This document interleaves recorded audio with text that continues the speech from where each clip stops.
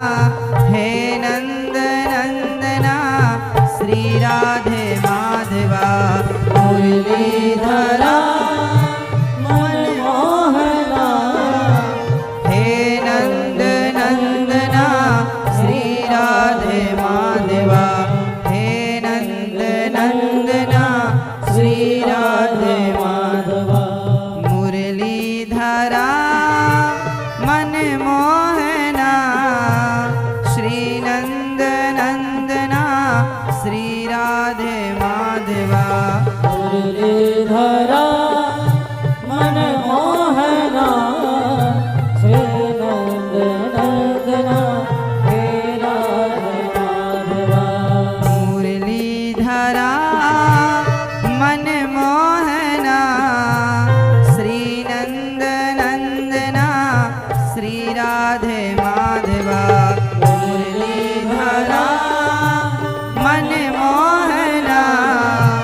हे नंद नंदना श्री राधे माधवा हे नंद नंदना श्री राधे माधवा श्री राधे माधवा श्री राधे माधवा श्री राधे माधवा श्री राधे माधवा मुरलीधरा मन मोहना। हे नंद नंदना श्री राधे माधवा।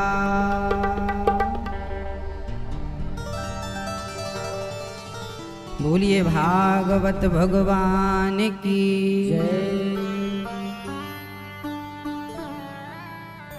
मोर मुकुट बंसी वाले की परम पावन गाथा परम पवित्र कथा का रसपान करते हुए सभी भक्तजनों को जय श्रीमन्नारायण, जय श्री कृष्णा, जय श्री राधे। भागवत जी की इस पावन कथा में आप सभी का बहुत बहुत स्वागत है। भागवत जी की ये दिव्य कथा जो प्राणी मात्र का कल्याण करने वाली है, ऐसी पावन कथा को हम श्रवण करते हुए अपने जीवन को कृतार्थ कर रहे हैं। आज 7वां दिन कथा का हम श्रवण कर रहे हैं। 7वें दिन की गाथा को कथा को श्रवण करते हुए अपने जीवन को कृतार्थ करेंगे। प्रिय भक्तों, इस कथा में परीक्षित बनकर के श्री भट्टी वाले जी एवं समस्त पाटीदार परिवार कोदरिया महू इंदौर मध्य प्रदेश से हैं। साथ में सह यजमान और आज भागवत जी की पोथी पाठ जिन्होंने लगभग 400 यजमानों ने पोथी पाठ बिठाई, सबका ही बहुत बहुत मंगल हो, कल्याण हो, सबके लिए बहुत बहुत आशीर्वाद। आप सभी की मनोकामनाएं भागवत जी की पूरी करें और आप सभी पर भगवान की कृपा, श्री भागवत जी की कृपा बनी रहे। और जिस इच्छा से आपने भागवत जी का अनुष्ठान किया है, भागवत जी वह मनोरथ आपका निश्चित पूरा करेंगे, ऐसा हमारा विश्वास है। भागवत जी की पावन कथा आप वृंदावन की पावन धरा पर बैठकर श्रवण कर रहे हैं, यह परम सौभाग्य का विषय है। प्रिय भक्तों, कल हम लोगों ने कथा में सुना, आज इस कथा में पानीपत से हमारे भैया जिंदल जी, मैया जी, आप लोग आए हैं, स्वागत है आप सभी का। सुधीर जिंदल जी, साथ में मैया जी। कथा का रसपान जो जहाँ है वहाँ से ही आप लोग कर रहे हैं। ये जो कथा है प्राणी मात्र के कल्याण की कथा है। कल हम लोगों ने सुना कि जब भगवान श्री कृष्ण को अपनी गोपियों की याद आई तो उन्होंने भगवान ने उद्धव जी से कहा, जाओ उद्धव, हमारी बात गोपियों तक पहुंचा दो, कह देना कि वो हमारे लिए रोती हैं, रोया ना करें, क्योंकि वो रोती हैं तो हमें भी दुख होता है। ये उद्धव जो संवाद है ना भक्तों, बड़ा मार्मिक संवाद है। ये केवल सुनने में अच्छा तो लगता है, ठीक है, पर यह बहुत बड़ी प्रेरणा देने वाला संवाद है। कौन सी प्रेरणा? ये पूरा उद्धव संवाद जब हम सुनते हैं तो इसका निष्कर्ष क्या निकलता है? हर कथा का कोई ना कोई एक सार होता है। यहाँ पर यह बात कही गई तो यहाँ पर यह बात क्यों कही गई, इस बात के पीछे क्या अर्थ है, उद्देश्य क्या है, उद्धव चरित्र क्यों कहा गया, भागवत जी में उद्धव चरित्र को क्यों गाया गया। एक उद्धव चरित्र ऐसा चरित्र है जिस चरित्र से ये पता चलता है कि भगवान केवल प्रेम के भूखे हैं। यदि उद्धव चरित्र हटा दिया जाए भागवत जी से तो भागवत जी वैसी हो जाएंगी जैसे बिना प्राण का शरीर है। यह गोपियों का मार्मिक प्रसंग, जब भगवान रोते हैं कि मुझे गोपियों की याद आ रही है तो उद्धव जी हंसते हैं, अरे आप भगवान होके रोते हैं। उद्धव जी को लगा ये तो भगवान है।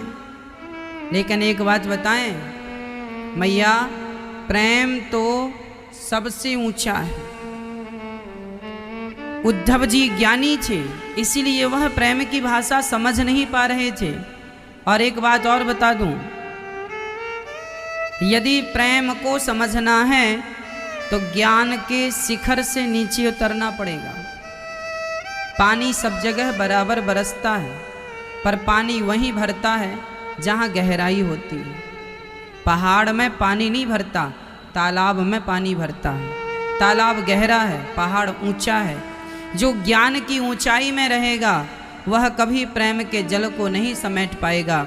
प्रेम के रस को समेटने के लिए तालाब सी गहराई चाहिए, वो प्रेम चाहिए। वो प्रेम जो हमारे भीतर भक्ति प्रेम वो चाहिए। जब प्रेम होगा भगवान के श्री चरणों में तो हम सब कुछ संभाल पाएंगे। ज्ञान पहाड़ की तरह है, प्रेम तालाब की तरह है। ज्ञान बंदर के बच्चे की तरह है, प्रेम बिल्ली के बच्चे की तरह है। ज्ञान भगवान को पकड़ता है, प्रेमी को भगवान नहीं, प्रेमी भगवान को नहीं, भगवान प्रेमी को पकड़ते हैं। इसलिए कुल मिला के निष्कर्ष देखा जाए तो ज्ञान मार्ग से श्रेष्ठ मार्ग भक्ति मार्ग है, प्रेम मार्ग है। गोपियाँ कहती हैं हम ज्ञान अर्जित करें ना करें, यदि ये मनुष्य अपना कल्याण चाहते हैं, आप ज्ञानी बने ना बने, देखो इस कलयुग में तो हम ज्ञान की उम्मीद भी नहीं कर सकते। बताओ हम लोगों को कितना ज्ञान है? कुछ भी तो ज्ञान नहीं है। पूजा कैसी करनी चाहिए भगवान की, आरती कैसे उतारनी चाहिए भगवान, हम कुछ भी तो ज्ञान नहीं है। मतलब ज्ञान के मामले में हम शून्य हैं, हम में ज्ञान का बल नहीं है। हम योगी भी तो नहीं है कि हम हिमालय में जाके अपना शरीर भगवान के तप में सुखा दें। ना हम में योग की शक्ति है, ना हम में ज्ञान की शक्ति है, ना हम में कठिन वैराग्य भी है। हम छोड़ भी तो नहीं सकते कुछ, हम में कोई गुण नहीं है। भगवान कृष्ण कहते हैं कि यदि आपके अंदर ज्ञान नहीं है, त्याग नहीं है, कोई बात नहीं, इनके बिना भी आपका कल्याण हो सकता है। कैसे होगा? बोले आप हमसे केवल प्रेम करने लग जाओ, केवल प्रेम, राम ही केवल प्रेम प्यारा। तो जो गति बड़े बड़े साधु संतों को यज्ञ जप और तप से मिलती है, वही गति आपको इस कली काल में केवल प्रेम से मिल जाएगी। माता शबरी भगवान से क्या करती थी? वो कोई ज्ञानी थोड़ी थी, जूठे बेर खवा रही हैं। कोई ज्ञानी थोड़ी जूठा खिलाता है। माता शबरी के अंदर ज्ञान था कि नहीं, इस पर हम डिस्कस नहीं करें, पर माता शबरी के अंदर जरूरत से ज़्यादा प्रेम था, जो कि भगवान को पाने के लिए पर्याप्त है। बिना प्रेम के भगवान कभी नहीं मिल सकते। केवट नाव चलाने वाला वो कौन सा वेद पुराण जानता था, वो कौन सा पढ़ा लिखा था, लेकिन प्रेम की बातें कर करके भगवान को रिझा लिया। अर्थ निकला कि भगवान ज्ञान के नहीं प्रेम के वश में हैं। और आगे चलो, भगवान श्री कृष्ण कुब्जा पर कृपा करते हैं। कुब्जा, ये कुब्जा कौन है? कुबड़ निकली है, देखने में बिल्कुल कुरूप है, ज्ञान पता नहीं कितना होगा, कुछ भी तो ज्ञान नहीं है, लेकिन उस कुब्जा पर भी भगवान ने कृपा की। कुल मिला के तात्पर्य यही है, अर्थ यही निकला कि भगवान केवल प्रेम चाहते हैं, केवल प्रेम के वश में है। अरे हम तुच्छ प्राणी हैं, ये बताओ प्रेम आप लोग समझते हैं कि नहीं? समझते हैं? अरे हम लोगों की तो छोड़ दो, प्रेम की भाषा तो कुत्ता भी जानता है। आप जरा प्रैक्टिकल करके देखना, आप कुत्ते को एक रोटी डालना तो कुत्ता पूंछ हिला हिला के रोटी वहीं बैठकर खाएगा जहां आपने उसे रोटी डाली है। लेकिन यदि कुत्ते को लगेगा कि हमें चोरी करनी है, आपके घर में यदि वो चोरी से घुसा और रोटी दबा के भागा, तो कुत्ता आपके घर में बैठ के नहीं खाएगा, वो फिर रोटियों को दूर ले जाके खाएगा। क्यों?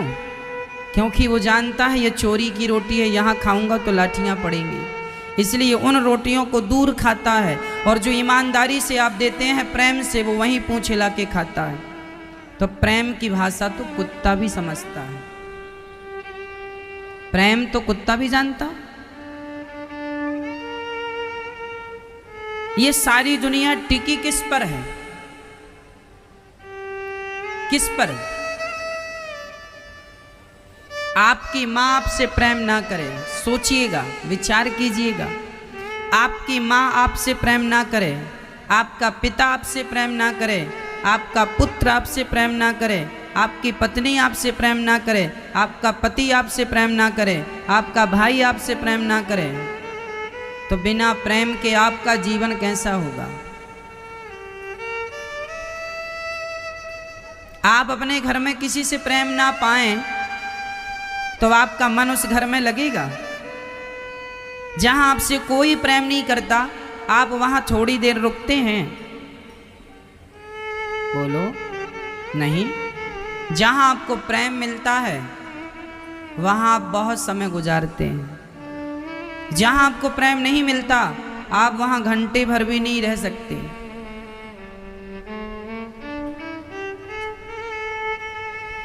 आपको शायद नहीं पता कि प्रेम कितना पावरफुल है।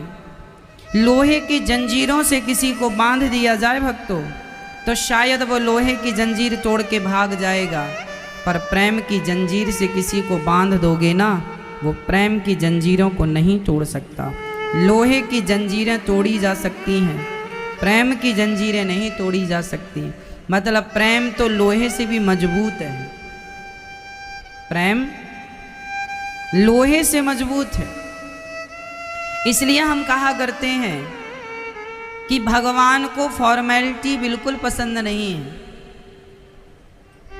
जब हम तुच्छ प्राणी प्रेम की चाहत रखते हैं अपनी पत्नी से, अपने पति से, अपनी माँ से, अपने पिता से, अपनी बहन से, अपने भाई से, अपने रिश्तेदारों से, अपने पड़ोसियों से, अपने काम काज में भी हम प्रेम चाहते हैं। जब हम तुच्छ से प्राणी जब प्रेम की चाहत रखते हैं, तो भगवान आपसे क्या चाहता है ये तो बताओ। भगवान आपसे क्या चाहते हैं? क्या चाहते हैं? ये चाहते हैं कि तुम सोना चढ़ाओ, ये चाहते हैं कि तुम चांदी चढ़ाओ, ये चाहते हैं कि तुम बढ़िया खिला हुआ पुष्प चढ़ाओ, नारियल चढ़ाओ, मिठाई चढ़ाओ? क्या ये चाहते हैं? ना, ये सब बाद का विषय है। मैं आपको समझा दूं, यदि मेरा आपसे प्रेम है तो आप मेरे घर आएंगे, रोटी भी खाएंगे, 56 भोग होगा, 56 भोग भी खाएंगे, नमक रोटी होगी, नमक रोटी भी खाएंगे। खाना पीना कब होता है? जहाँ जहाँ जहाँ प्रेम होता है। और आप लोग भगवान को बिना प्रेम के 56 भोग लगा भी दें तो बिना प्रेम के लगाया तो था दुर्योधन ने, कहाँ खाए? भगवान कृष्ण से कहता है दुर्योधन आओ, मेरी माँ ने आपके लिए व्यंजन बनाए हैं, पाओ। भगवान कहते हैं दुर्योधन तेरी माँ ने जो व्यंजन बनाए हैं उनमें स्वाद हो सकता है, प्रेम नहीं है। और मैं कृष्ण हूँ, मैं स्वाद के पीछे नहीं भागता, मैं तो प्रेम के पीछे भागता हूँ। जहाँ प्रेम है वहाँ भगवान है। इसलिए भगवान हमारी नमक रोटी भी तब ग्रहण करेंगे जब प्रेम होगा, और भगवान हमारा 56 भोग भी तब ग्रहण करेंगे जब प्रेम होगा। बिना प्रेम के हमारी सारी भक्ति व्यर्थ है, बेकार है। हम कितना भी माला जप लें लेकिन प्रेम तो है नहीं। इसलिए हम कहा करते हैं भगवान से धीरे धीरे प्रेम करना सीखिए। नहीं सीखा है कोई बात नहीं, सीखिए, प्रेम का पाठ पढ़िए। आप लोग प्रेम करते हैं, ऐसा नहीं है कि आपको प्रेम करना आता नहीं है, आप खूब प्रेम करते हैं। पर विडंबना तो यह है कि सारा प्रेम संसार वालों के लिए आप उड़ेल रहे हैं, संसार के लोगों से प्रेम कर रहे हैं। ये संसार के लोगों से किया हुआ प्रेम व्यर्थ है, व्यर्थ चला जाएगा। जैसे बारिश का पानी यदि जमीन के भीतर ना जाए और छोटी नदी में जाकर, वह नदी जाके बड़ी नदी में, बड़ी नदी जाकर समुद्र में, बारिश का पानी डायरेक्ट समुद्र में चला जाए नदियों के द्वारा, तो उस बरसे हुए पानी का क्या अर्थ है? कोई अर्थ है? इसलिए हमारे भारत में पहले तालाब बनाए जाते थे ताकि बारिश का पानी हम रोक सकें, बचा सकें। यदि बचा लेंगे तो बारिश तो आज है ना, बारिश का भी तो सीजन चला जाएगा। बारिश चली जाएगी तब पानी के लिए कहाँ जाओगे? इसलिए बड़े बुजुर्ग तालाब खुदवाते थे। उस जमाने में, जिस जमाने में यंत्रों का साधन नहीं था, बोर नहीं होते थे, मशीनें नहीं थी, उस जमाने में लोग तालाब बनवाते थे ताकि बारिश का पानी हम इकट्ठा कर सकें। और यह बारिश का पानी मुसीबत के समय काम आएगा, प्यासे नहीं मरेंगे। लोग कुआं खुदवाते थे, तालाब बनवाते थे ताकि हम प्यासे ना मरें। पानी वहाँ जाके भर जाता है। उसी तरह बारिश का पानी बरस तो रहा है पर रोका ना जाए तो फिर जहाँ की तहाँ समुद्र से ही वाष्पीकरण होता है। समुद्र से वाष्पीकरण हुआ तो पानी बादल बन गए और वही बादल बरस गए। तो पानी समुद्र से ही आया और समुद्र में ही चला गया। यदि आपने रोक लिया तो आपका कल्याण हो जाएगा। उसी तरह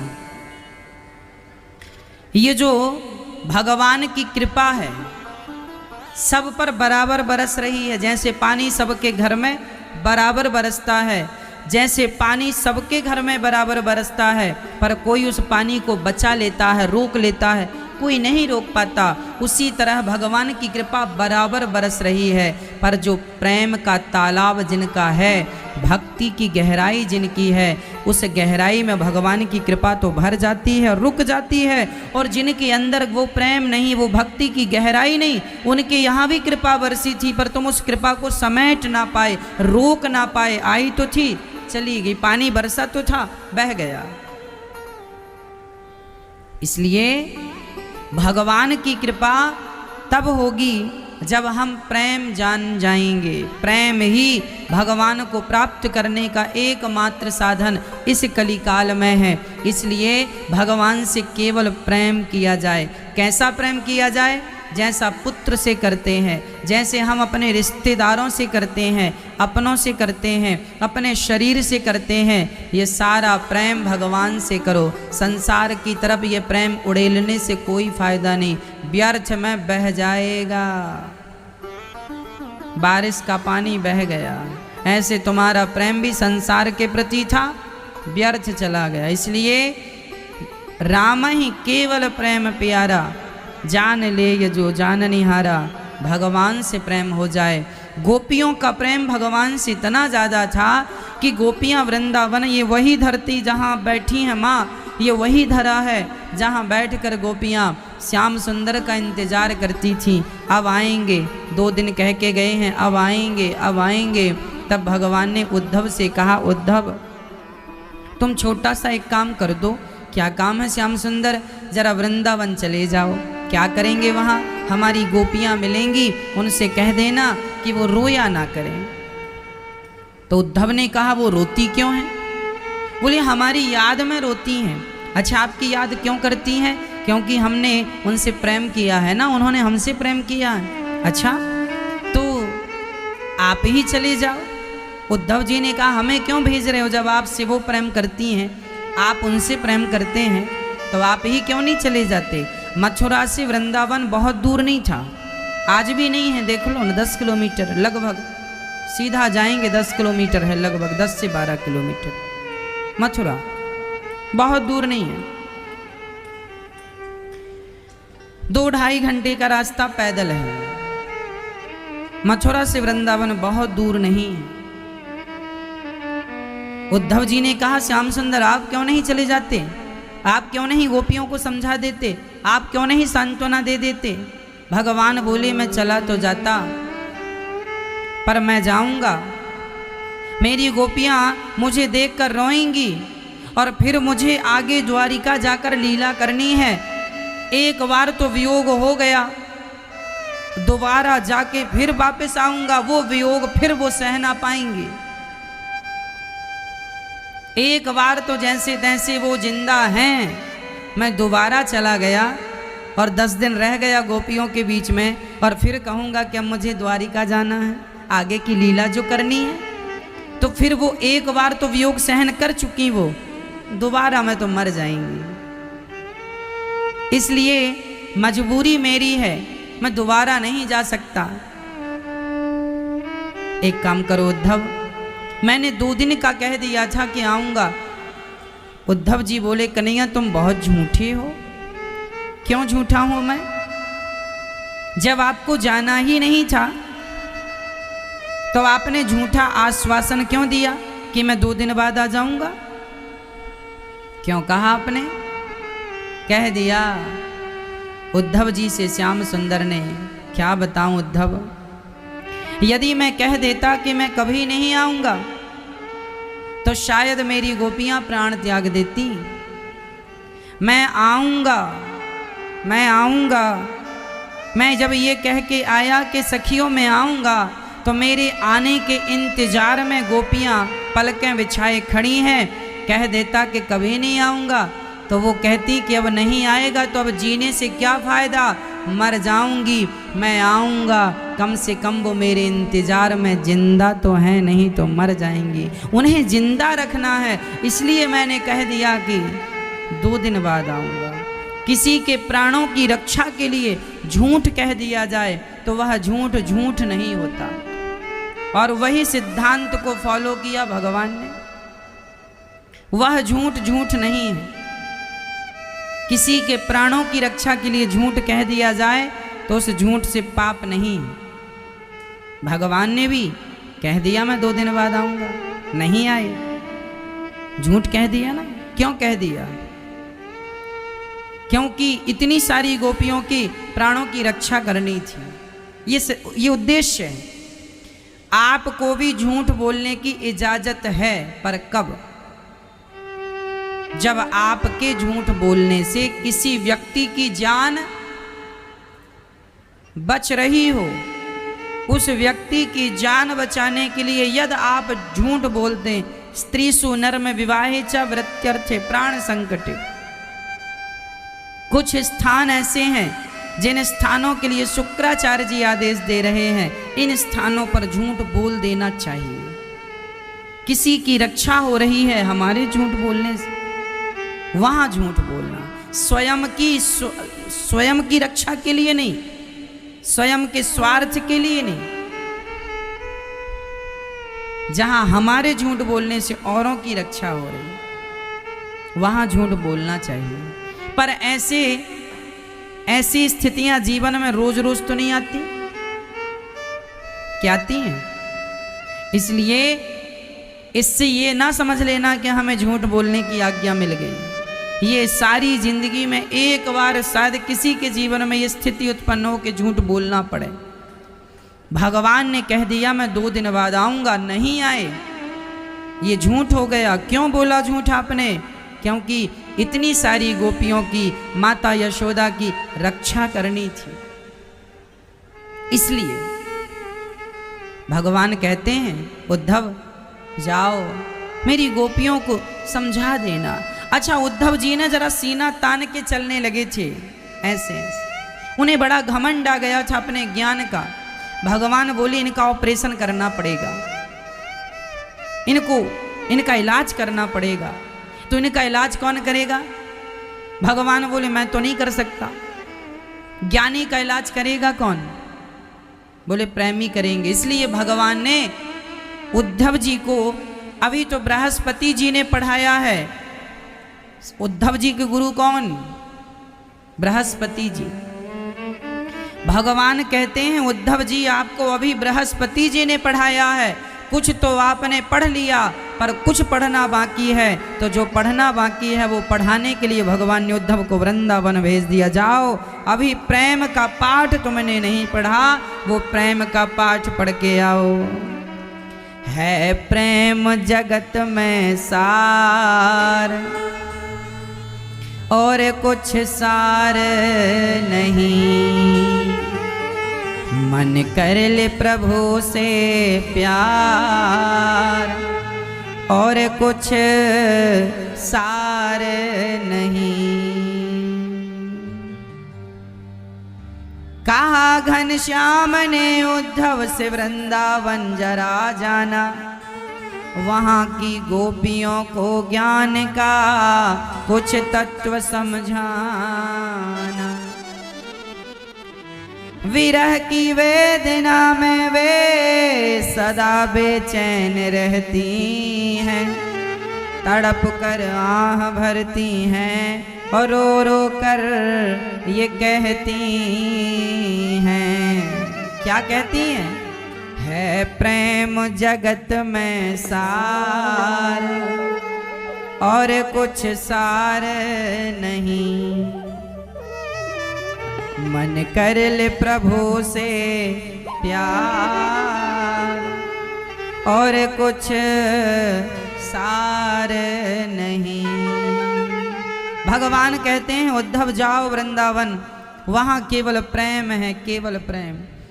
हम ज्ञान को नहीं जानते, हम प्रेम जानते हैं। प्रेम निभाना, प्रेम काले गोरे का भेद नहीं, हर दिल से हमारा नाता है। हमें और ना आता हो कुछ तो हमें प्रेम प्यार निभाना आता है। हमें कुछ ना आए कोई बात नहीं, हम प्यार निभाना जानते हैं। भगवान उद्धव जी से कहे जाओ। उद्धव जी ने कहा हंसकर, कहा उद्धव ने हंसकर मैं अभी जाता हूँ वृंदावन, जरा देखूं कि कैसा है कठिन अनुराग का बंधन। है कैसी गोपियाँ जो ज्ञान बल को कम बताती हैं, निरर्थक लोक लीला का यही गुणगान गाती हैं। क्या कहती हैं गोपियाँ? है प्रेम जगत में सार, और कुछ सार नहीं। मन कर ले प्रभु से प्यार, और कुछ सार नहीं। है प्रेम जगत में सार, केवल प्रेम। उद्धव जी चले, चले मथुरा से जब कुछ दूर वृंदावन निकट आया, वहीं से प्रेम ने अपना अनोखा रंग दिखलाया। जैसी वृंदावन आए, ये प्रेम की नगरी है। यहाँ उद्धव जी जब आए, उनका दुपट्टा कांटों में उलझ गया। उलझकर वस्त्र में कांटे लगे उद्धव को समझाने, तुम्हारा ज्ञान पर्दा फाड़ देंगे प्रेम दीवाने। ये ज्ञान की नगरी नहीं उद्धव, ये प्रेम की नगरी है। जैसे कांटों ने तुम्हारा दुपट्टा फाड़ दिया है, ऐसे गोपियां तुम्हारे ज्ञान का पहाड़ा फाड़ देंगी। यहाँ ज्ञान ना झाड़ना, ये तो प्रेम की नगरी है। यहाँ प्रेम को समझना, प्रेम को महसूस करना। यहाँ की मिट्टी में प्रेम की खुशबू है। ये प्रेम की नगरी है। भगवान से क्या कर लेना? प्रेम। खूब प्रेम करो भगवान से। इतना प्रेम करो, इतना प्रेम करो कि जब उद्धव जी वृंदावन आए तो यहाँ क्या देखते हैं? बिल्कुल शांति। कोई किसी से कोई व्यर्थ की बात। ये तो माता सीता से प्रसन्न ना हो सके तो ये आपसे और हमसे क्या प्रसन्न होंगे? इनको प्रसन्न करना मूर्खता है, प्रसन्न ही करना है तो भगवान को प्रसन्न किया जाए। भगवान प्रसन्न तो सब प्रसन्न। ये दुनिया वालों के चक्कर में ना लगा करो कि पत्नी को प्रसन्न कर लिया, पति को प्रसन्न कर लिया, पुत्र को प्रसन्न। ये इन्हें आज तक कोई प्रसन्न कर सका है कि तुम कर लोगे? बताओ, कौन पति ऐसा है जो अपनी पत्नी को प्रसन्न कर सका? एक का नाम बताओ। आज प्रसन्न होती है, कल रूठ जाती है। कौन पत्नी ऐसी है जिसने अपने पति को प्रसन्न किया हो? कौन सी मां है जिसने अपने बेटे को प्रसन्न कर लिया हो? और कौन सा बेटा है जिसने अपनी मां को प्रसन्न कर लिया हो? होंगे भी तो शायद करोड़ों में कोई एक आध गिनती होगी। इसलिए कहता हूं, घाटे का सौदा ना करो, संसार के लोगों के पीछे ना भागो। इनको प्रसन्न करने की जरूरत नहीं है, ये फॉर्मेलिटी इनके साथ करते रहो। हम ये नहीं कहते कि पत्नी और पति को छोड़ के भाग जाओ। हम ये कहते हैं रिश्ते नाते निभाना अच्छा है, रिश्तेदारी निभाना अच्छा है, रिश्तों में रहना अच्छा है, रिश्तों को निभाना अच्छा है। लेकिन प्रेम इनसे नहीं, प्रेम तो भगवान से हो। इनसे 2% हो तो भगवान से 98%। ये लोग प्रेम के अधिकारी नहीं हैं, नहीं हैं। कर लो, फिर भी विश्वास ना हो मेरी वाणी पर, करके देख लो। किया तो था माओ ने। यहाँ 200 माताएं रहती हैं, वृद्ध माताएं। रोज आपको मैं एक माँ से मिलाता हूँ, वृद्ध माँ से। किया तो था इन्होंने अपने बच्चों से प्रेम। क्या किया बच्चों ने? कह दिया मेरे घर ना आना। कह तो दिया, हाथ पकड़ के निकाल तो दिया बाहर। किया तो था प्रेम। ये 200 माताओं ने किया तो था। और फिर भी तुम्हें यकीन नहीं है तो तुम भी कर लो। 200 प्रमाण तो मेरे पास है। आपको भी कुछ प्रमाण चाहिए तो आप भी कर लेना।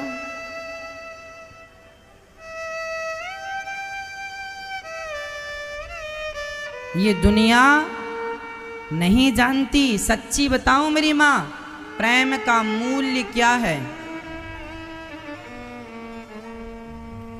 प्रेम का मूल्य क्या है ये कौन जानता है? पारस मणि किसी को मिल जाए तो उस पारस मणि का मूल्य क्या होगा ये किसे पता है? जैसे हीरा किसी को मिल जाए, हीरे की कीमत केवल जौहरी आंक सकता है, जौहरी लगा सकता है। ऐरे गहरे नच्छू खैरे को हीरा मिल जाए तो वो पत्थर समझ के, कांच समझ के रखेगा। उसी तरह जैसे हीरे की कीमत केवल जौहरी समझता है, उसी प्रकार प्रेम की कीमत केवल भगवान समझते हैं। प्रेम करोगे परिणाम मिलेगा।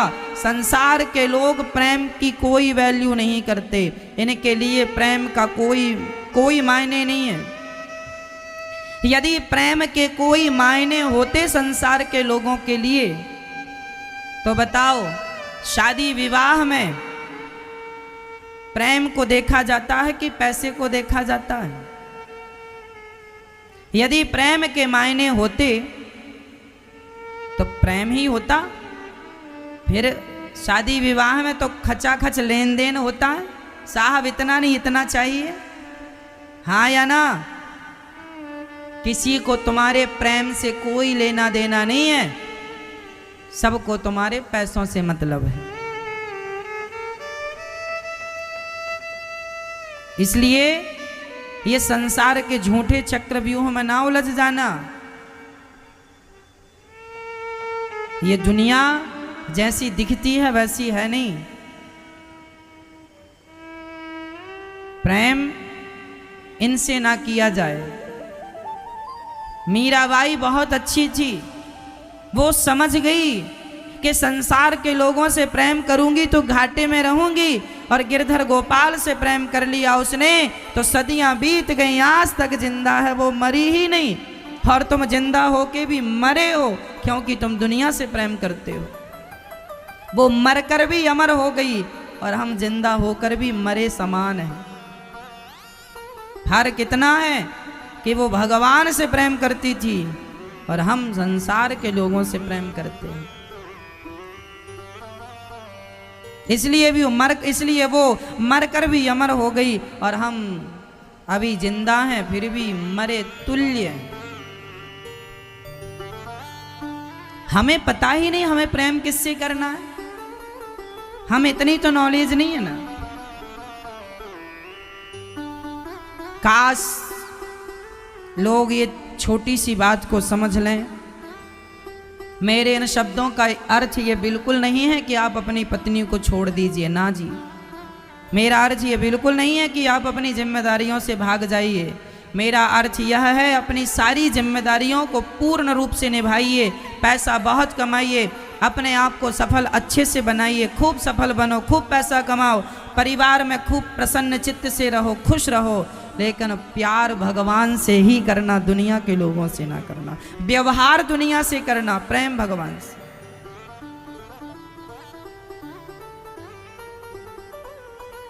इसलिए भगवान उद्धव जी को वृंदावन भेजते। कहा घनश्याम ने उद्धव से वृंदावन जरा जाना, यहाँ की गोपियों को ज्ञान का कुछ तत्व समझाना। विरह की वेदना में वे सदा बेचैन रहती हैं, तड़प कर आह भरती हैं और रो रो कर ये कहती हैं, है प्रेम जगत में सार और कुछ सार नहीं, मन कर ले प्रभु से प्यार और कुछ सार नहीं।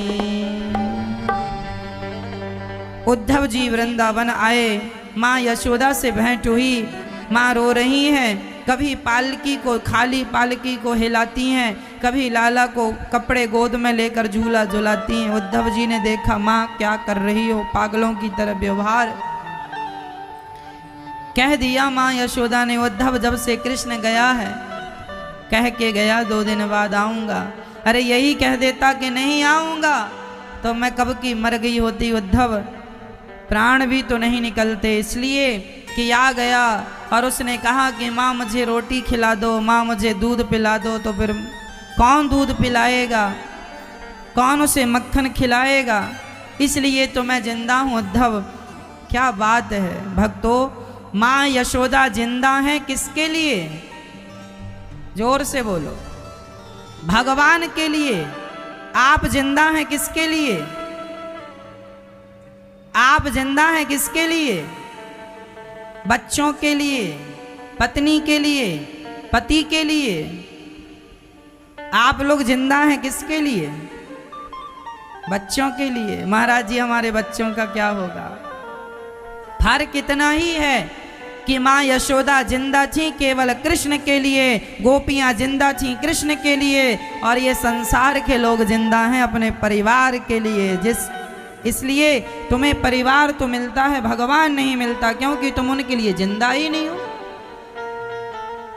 रोते हो आप लोग, परिवार के लिए रोते हो, रोते हो आप लोग, संसार के लिए रोते हो। एक स्त्री को बेटा ना हो ना, वो रोती है, महाराज बेटा नहीं है, हे भगवान बेटा दे दो, हे भगवान। अरे जितने आंसू वो बेटे के लिए बहाती है, और जितनी इच्छा उसे बेटे को पाने की है, उतनी इच्छा भगवान को पाने की हो जाती तो भगवान मिल जाते। उतने आंसू भगवान के लिए बहाती, भगवान मिल जाते। पर विडंबना तो ये है, संसार के लिए तो रोया जा सकता है, पर लोगों को भगवान के लिए तो आंसू ही नहीं निकलते। विडंबना तो ये है। उस कोटि का, उस क्वालिटी का प्रेम ही तो नहीं है ना, जिस क्वालिटी का होना चाहिए। शुद्ध नहीं है हमारा प्रेम। बस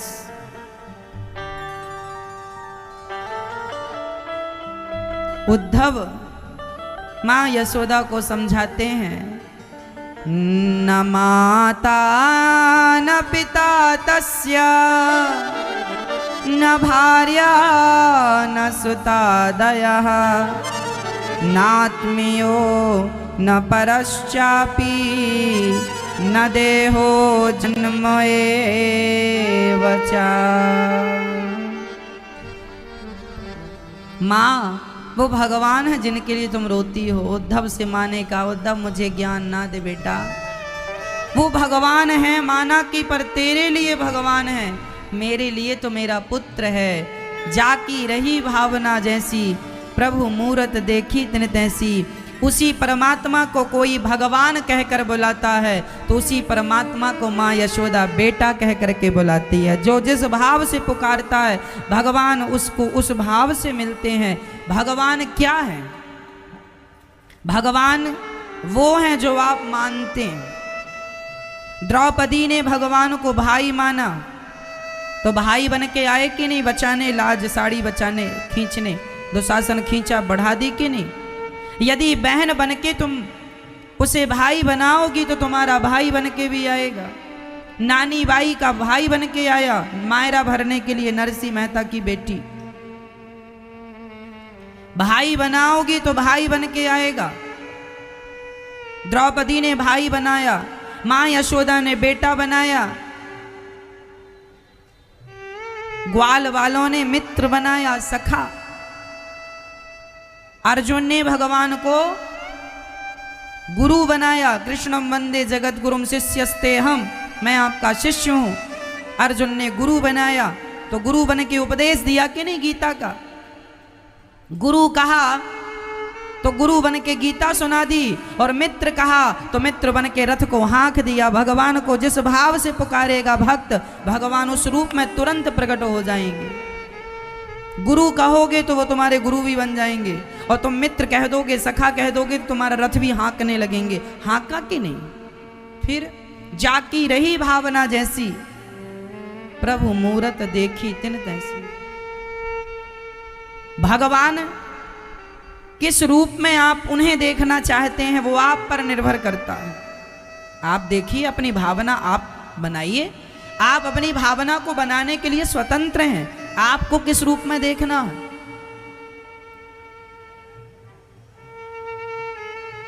प्रहलाद ने अपने माता पिता के रूप में भगवान को देखा। प्रहलाद से पूछा हिरण्यकश्यपु ने, कौन है तेरा? बोले मेरे सबके माता पिता वही हैं पिताजी, सबके माई बाप हैं वो। अरे मैं तेरा बाप हूं। हिरण्यकश्यपु ने कहा, ना पिताजी, आप मेरे शरीर के पिता हैं। मेरे शरीर को तो आपने दिया है, मेरे शरीर पर तो मेरे माँ बाप का अधिकार है, पर शरीर तो उस दिन माटी है ना जिस दिन आत्मा निकल जाए। आत्मा के माता पिता कौन है? माता रामो मत पिता रामचंद्र, स्वामी रामो मत सखा रामचंद्र। मात पिता तुम मेरे, शरण गहूं किसकी? त्वमेव माता च पिता त्वमेव। पिता, प्रहलाद जी ने कहा, पिताजी आप मेरे शरीर के माता पिता हैं, मेरी आत्मा मेरी बुद्धि के माता पिता तो मेरे भगवान हैं। धन्य है प्रहलाद जी के माँ बाप के रूप में एक्सेप्ट किया, और भगवान नरसिंह पिता बन के जैसे गाय बछड़े को चाटती है, भगवान प्रहलाद जी को चाटने लग गए। नरसिंह भगवान पिता की तरह प्यार किया। जैसे पिता अपने बच्चे को गोद में बिठाता, नरसिंह भगवान ने प्रहलाद जी को गोद में बिठाया कि नहीं? ये कौन सा फर्ज निभा रहे हैं भगवान? पिता का। तुम भावना तो बनाओ, तुम कहो तो कि तुम्हें किस रूप में चाहिए। जिस रूप में तुम्हें चाहिए भगवान उस रूप में प्रकट होकर तुम्हारा दुख मिटाएंगे। सुदामा ने सखा कह दिया, सुदामा ने मित्र कह दिया, तो मित्रता निभाई कि नहीं? सुदामा ने भगवान को किसके रूप में देखा? मित्र के रूप में, मित्रता निभाई ना। फिर आप भाव तो बनाओ कि आपको किस रूप में देखना। वो भगवान है, अनेक रूप रूपाय अविष्णवे प्रभु विष्णवे, वो तो हर रूप में वही है। तुम अपनी बात बताओ कि तुम किस रूप में पसंद करते हो। एक आदमी टीवी खरीदने गया शोरूम में। भाई साहब टीवी देना जरा, टीवी चाहिए। अच्छा भाई साहब बताओ आपका बजट क्या है? हमारे पास तो 10,000 से लेकर के 5 लाख तक की टीवियां। आपका बजट बताओ। यही तो होता है कि नहीं? हाँ या ना? भाई शोरूम में तो 5,000 की 10,000 की टीवी से लेके 5 लाख की टीवी तक मिलती है। आपका बजट क्या है? उसी तरह भगवान तो हर रूप में है, तुम्हारा अपना भाव का बजट क्या है? जिस भाव से तुम पुकारोगे भगवान उस भाव से मिल जाएंगे। तुम्हारा अपना भाव बताओ, तुम्हारी भावना क्या है? किस रूप में तुम देखते हो? जिस भाव से तुम देखोगे भगवान वही है। भगवान तुम राम के रूप में देखोगे तो राम बन के आएंगे, कृष्ण के रूप में देखोगे कृष्ण बन के आएंगे, नारायण के रूप में देखोगे नारायण बन के आएंगे, भाई के रूप में देखोगे भाई बन के आएंगे, पुत्र के रूप में देखोगे पुत्र बन के आएंगे, सखा के रूप में देखोगे सखा। अरे तुम अपना बताओ कि तुम्हारी भावना क्या है? वो तो हर रूप में तैयार है। इसलिए भगवान से एक संबंध बना लो, प्रेम का संबंध, भाव का संबंध, और उस संबंध में जिया करो, उस संबंध में रहा करो। ये प्रेम की बातें हैं भक्तों, समझ में सबके आ जाएं यह भी जरूरी नहीं है। उद्धव जी आए माँ यशोदा से, रात भर चर्चा करते बीत गई सवेरे। उद्धव जी स्नान करके गोपियों के समक्ष आए। सारी गोपियां कृष्ण कृष्ण पुकार रही हैं। एक सखी बोली, सखी अब मैं मरने वाली हूं, मुझे मरने दो। दूसरी बोली, क्यों मर रही है? मर के क्या करेगी? बोले मर के क्या करूंगी? तो बोले जी के भी क्या करूंगी? अरे जिसके लिए जी रही थी वो तो आया नहीं, अब कम से कम उसके लिए जी ना सकी। तो कम से कम भाई इनसे बोले अभी वेल्डिंग ना करें, वो आग गिर रही है, वो देखो, रोको इनको अभी।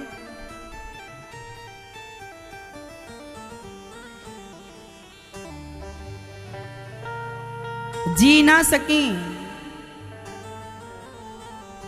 तो जिस कृष्ण के लिए हम जी रही थी अब तो कम से कम नहीं आया, तो आओ हम उसकी याद में कम से कम मर जाएं। एक सखी बोली अब हम मरने जा रही हैं। दूसरी समझाने लगी, सुन क्या होगा मरने से? तू मर गई और उसी दिन कृष्ण आ गए तो मत मर। एक सखी मर रही है तो दूसरी रोक रही है। सच कहता हूँ गोपियों की स्थिति ऐसी है कि ना जिया जा रहा है ना मरा जा रहा है, बस प्रेम में वो आंसू बहे जा रहे हैं, बस प्रेम ही प्रेम, प्रेम ही प्रेम। जब सखी रोने लगी तो एक सखी रो रही है, दूसरी समझा रही है मत रो। क्यों ना रोऊं सखी? अरे आशा रख वो आएंगे। आशा रख पगली आएंगे, हरि आएंगे, हरि आएंगे, हरि आएंगे, हरि आएंगे। आशा रख, आशा